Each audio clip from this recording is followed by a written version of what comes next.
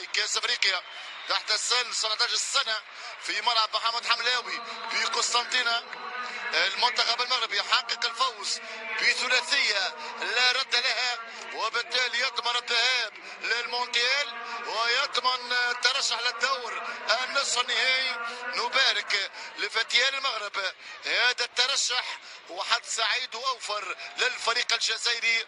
بهذا نصل مشاهدينا الكرام الى نهايه وختام هذا اللقاء. هذه تحياتي، القاكم في موعد قادمه، دمتم بسلام.